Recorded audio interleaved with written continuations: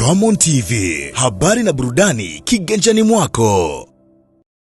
Wataza concentration na miongoni mwa kwenye coaching career tunaambiwa miongoni mwa namna nzuri ya kuifungua timu ambayo inacheza defensive ni namna tatu.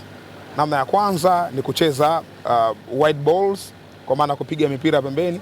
Young Africans walikuwa wanafanya hivyo, wanapiga mipira ya pembeni, fullback wanatanuka, Yanga wanajaribu kupita kwenye half spaces. Kuna mpira mmoja nilisema hata kwenye matangazo kwamba Mudathir Yahya amepita katika nusu nafasi kwa sababu mpira umetokea pembeni, afu unaona kuna stretching imefanyika, kwa maana ya Mbeya City wameruhusu magepu ambayo mshambuliaji anaweza kayatumia na yakatumika, though hawakufanikiwa kuandika bao.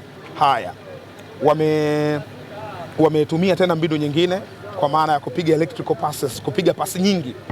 Timu iko ina defend kwa namba kubwa, pigeni pasi nyingi katika hilo eneo. Walikuwa wanapiga pasi nyingi katika kituo, nyingine zilikuwa zinafanikiwa, nyingine zilikuwa zifanikiwi. Lakini eneo la mwisho ni namna kuifungua timu ambayo inacheza compact, ni dribbling, namna ya kudribble. Sasa Pacome Zouzoua nadhani ni king of dribbling, mzuri sana kwenye kudribble na kuondoka na mpira, kitu ambacho alifanikiwa hata Alan anayefanya, lakini sio kwenye daraja la Pacome, vitu ambavyo vilikuwa vinafanikiwa.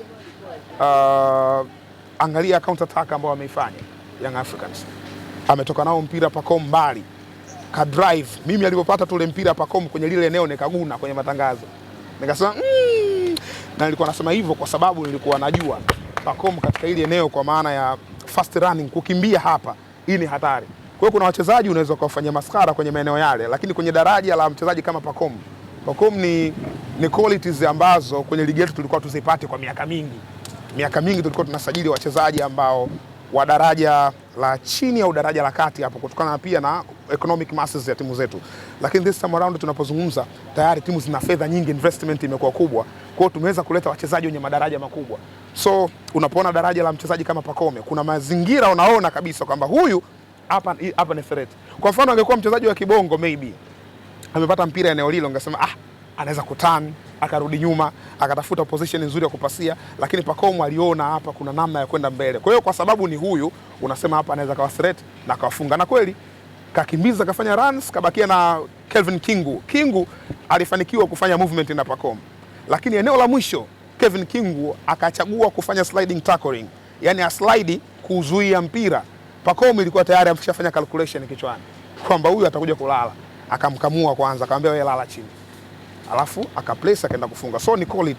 Tunaweza tukaongea vitu vingi hapa kuhusu Young Africans na hiki ambacho amekionyesha, but end of the day ni call it.